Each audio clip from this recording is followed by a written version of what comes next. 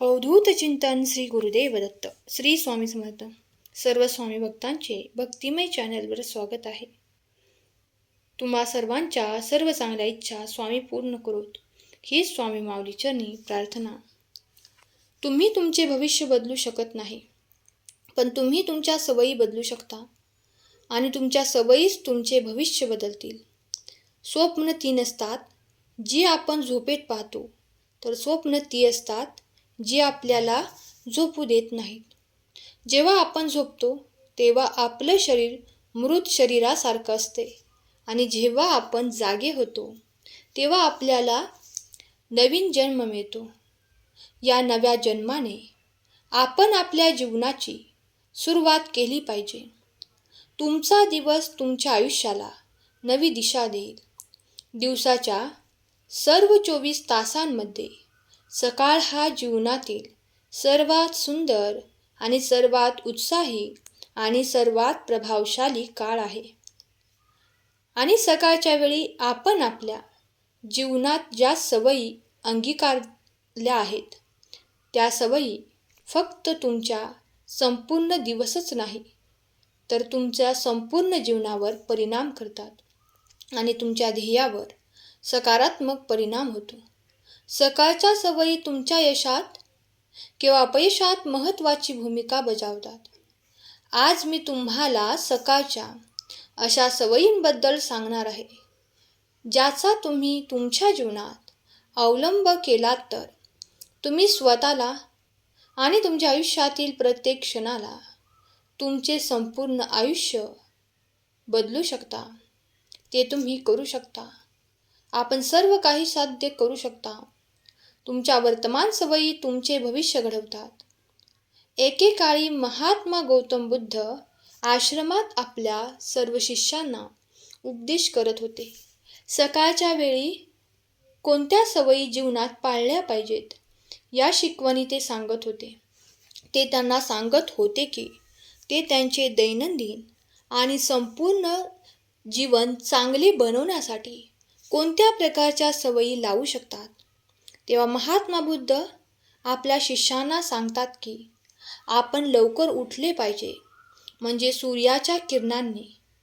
जेव्हा सूर्याची किरणे बाहेर पडतात त्यामुळे जी निसर्गाला ऊर्जा मिळते आणि माणूस उशिरा उठतो. खरं तर त्या ऊर्जेचा आनंद आपणही घेतला पाहिजे. त्या सूर्याची ऊर्जा शोषू शकत नाही आणि आपण दिवसभर निस्तेज राहतो. त्याचा परिणाम संपूर्ण दिवस आपण आळशीपणाने भरलेला असतो. मग महात्मा गौतम बुद्ध आपल्या शिष्यांना पहिल्या सवयीबद्दल सांगतात की आपला कालचा दिवस कसाही असला तरी आपण आजची सुरुवात सकारात्मक गोष्टींनी केली पाहिजे. सकाळी उठल्यावर सर्वप्रथम आपण सर्वांप्रती आभार व्यक्त केले पाहिजे. ज्यांनी आम्हाला वाईट काळात मदत केली त्यांचे आभार मानले पाहिजेत. आपण सर्वशक्तिमान देवाचे आभार मानले पाहिजेत, ज्याने आपल्याला निरोगी शरीर दिले आहे. आमच्यात कोणत्याही प्रकारची कमतरता नाही. आपण स्वतः चालू शकतो, बोलता येते, ऐकता येते, या निसर्गाचे सौंदर्य पाहता येते. पक्ष्यांचे आवाज आपल्याला हवे तसे ऐकता येतात. वाहणाऱ्या नद्यांचा आवाज ऐकू येतो. अनेकांनी हे पाहिलेले नाही कारण त्यांना डोळे नाहीत. कान नसल्यामुळे काहींनी ते ऐकले नसेल. अनेकांना पाय नसल्यामुळे चालताही येत नाही. देवाने आपल्याला सक्षम केले याबद्दल आपण कृतज्ञता व्यक्त केली पाहिजे, जेणेकरून आपण आपले काम स्वतः करू शकतो. आम्हाला इतर कोणावर अवलंबून राहण्याची गरज नाही, तर अनेक लोकांना चालण्यासाठी सुद्धा इतरांचा आधार घ्यावा लागतो. तो इतरांवर अवलंबून असतो. आपल्या सभोवतालच्या गोष्टींबद्दल आपण या निसर्गाचे आभार मानले पाहिजे, ज्याने आपले जीवन इतके सुंदर केले आहे.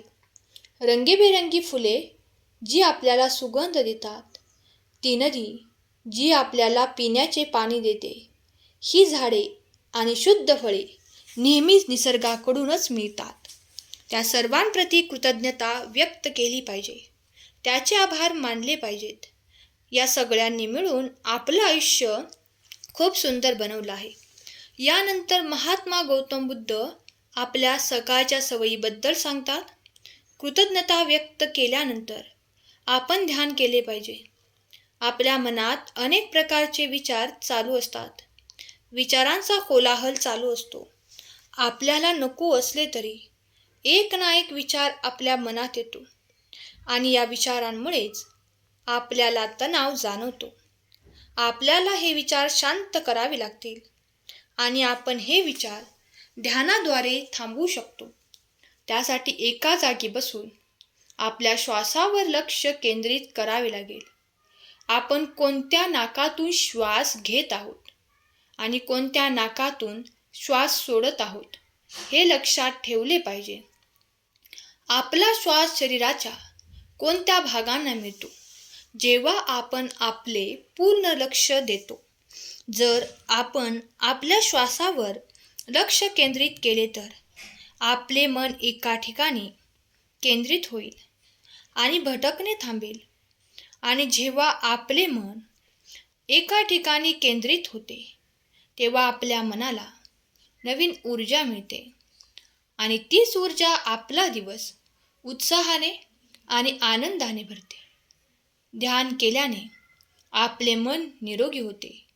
आपल्या मनातील सर्व विचार संपुष्टात येतात आणि जेव्हाही आपण दिवसभरात कोणतेही काम करणार असतो तेव्हा त्यासाठी निर्णय घेणे आपल्यासाठी खूप सोपे होते आणि आपण योग्य मार्गाने निर्णय घेऊ शकतो आणि तो पूर्ण समर्पणाने आपले काम पूर्ण करतो.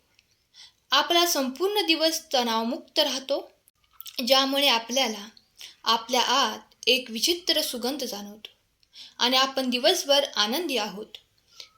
हे काही आपले निष्क्रिय विचार आहेत, ते ध्यान केल्याने दूर जातात. यानंतर महात्मा गौतम बुद्ध सर्व शिष्यांना तिसरी सवय सांगतात. तुम्ही कृतज्ञता केल्यानंतर आणि ध्यान केल्यानंतर तुम्ही व्यायाम केला पाहिजे. आपल्या शरीरासाठी अन्न आणि पाण्याइतकाच व्यायाम महत्त्वाचा आहे. व्यायामामुळे आपले शरीर निरोगी आणि मन प्रसन्न राहते. व्यायाम केल्याने आपल्या शरीराचे सर्व अवयव सुरळीतपणे काम करतात आणि आपल्याला ऊर्जा मिळते. आपल्याला काम करण्याची शक्ती देते, जेणेकरून आपण आपले प्रत्येक काम करू शकतो, सहज पूर्ण करता येते आणि आपल्याला थकवाही वाटत नाही, ज्यामुळे आपण न थकता संपूर्ण काम लवकर पूर्ण करू शकतो. व्यायामामुळे आपले शरीर तंदुरुस्त आणि निरोगी राहते. जर आपल्याला कोणत्याही प्रकारचे कोणताही आजार झाला तर आपल्याकडे कितीही संपत्ती किंवा आनंद असला तरी त्याचा काही उपयोग नाही. जर आपले शरीर निरोगी नसेल तर आपण कोणत्याही सुखाचा आनंद घेऊ शकणार नाही. जर आपले शरीर कोणत्याही आजाराने ग्रस्त झाले तर मग पैसा आणि संपत्तीही त्याला इथे बरे करू शकत नाही. निरोगी शरीर हे सुखी जीवनाचे लक्षण आहे. आपण आपल्या शरीराला जितके कष्ट देऊ तितकेच आपले शरीर आपल्याला आनंद देईल आणि आपण जितके या शरीराला विश्रांती देऊ तितके ते आपल्याला दुःख देईल. यामुळे आपल्याला नियमित व्यायाम करणे आवश्यक आहे. व्यायाम केल्याने आपण दिवसभर आनंदी राहतो आणि आपली सर्व कामे सहज पूर्ण करू शकतो. व्यायाम केल्याने आपल्याला दीर्घकाळ तरुण दिसतो. जे व्यायाम करत नाहीत ते वेळेपूर्वी वृद्ध दिसू लागतात. चौथ्या सवयीबद्दल स्वामी सांगतात.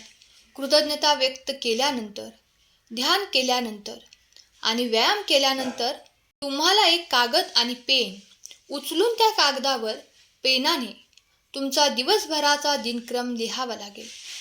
त्या दिवशी तुम्ही तुमची सर्व टास्क लिहून ठेवावीत आणि त्या सर्व कामांची वेळ ठरवून द्यावी, जेणेकरून तुम्ही तुमची सर्व टास्क दिलेल्या वेळेत पूर्ण करू शकाल. आणि तुमचे कोणतेही काम चुकणार नाही. आणि मनात आणखी एक गोष्ट ठेवा, तुमच्या कृतीमध्ये असे काम लिहा ज्यात तुम्ही एखाद्या गरिबाला अन्न देण्यासारखे निस्वार्थपणे कोणत्याही व्यक्तीची किंवा प्राण्याची सेवा करा.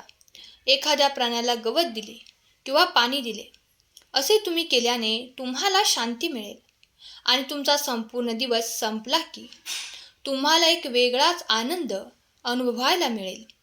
आज मी एक चांगले काम केले आहे. आज मी निस्वार्थपणे कोणाची तरी मदत केली आहे. आजचा दिवस माझा खूप चांगला होता. माझे कोणतेही काम लहान नाही. आज मी खूप छान जगलो आहे. मग गौतम बुद्धांनी साथीदारांना सकाळी 5व्या सवयीबद्दल सांगितले आणि म्हणतात की कृतज्ञता व्यक्त केल्यानंतर, ध्यान केल्यानंतर, व्यायाम केल्यानंतर, आपले विचार कागदावर लिहिल्यानंतर नवीन पुस्तक वाचावे. जेव्हा तुम्ही ते प्रेरणादायी ग्रंथ वाचता तेव्हा तुम्हाला त्या ग्रंथामधून प्रेरणा मिळते. तुम्हाला काहीतरी नवीन शिकायला मिळते आणि ते तुमच्या आयुष्यात कुठे ना कुठे नक्कीच उपयोगी पडेल. यामुळे रोज काहीतरी नवीन शिकायला मिळते आणि रोज काहीतरी नवीन शिकायला हवं. जेव्हा तुम्ही हे प्रेरणादायी काहीतरी वाचता त्यानंतर तुम्ही स्वतःशीच बोलावे. आपण नेहमी इतरांशी बोलतो पण स्वतःशी बोलण्याची संधी कधीच मिळत नाही. म्हणूनच आपण स्वतःशी बोलले पाहिजे, कारण आपल्याला आपल्यापेक्षा चांगले कोणीही समजू शकत नाही. म्हणूनच तुम्ही स्वतःवर लक्ष केंद्रित करा. हे चांगले आहे. तुम्ही स्वतःला सांगा, मी खूप आनंदी आहे. मी सर्व काही करू शकतो. माझ्यासाठी काहीही अशक्य नाही. ध्येय निश्चित केलेल्या प्रत्येक संकटाशी मी लढू शकतो. काहीही झाले तरी मी ते मिळवेन. मी मिळवत राहीन. मी कोणाला घाबरत नाही. त्यानंतर गौतम बुद्ध त्यांच्या साथीदारांना म्हणतात, सकाळी एक छोटीशी सवय असते तुमच्या आयुष्याला नवी दिशा देईल. जेव्हा तुम्ही तुमच्या दिवसाची सुरुवात या सवयींनी कराल तेव्हा तुमच्यासाठी प्रत्येक दिवस चांगला जाईल आणि तुम्ही आयुष्यभर आनंदी राहाल. स्वामी भक्तांनो, या 5 लहान सहान सवयी आहेत.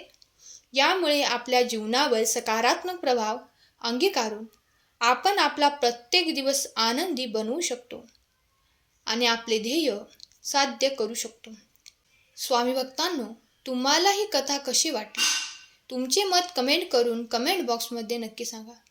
आणि जर तुम्ही या चॅनलवर नवीन असाल तर चॅनलला सबस्क्राईब करा. केलेली सेवा स्वामींचरणी अर्पण करते. आजचा हा संदेश शेवटपर्यंत ऐकल्याबद्दल धन्यवाद. श्री स्वामी समर्थ. जय जय स्वामी समर्थ.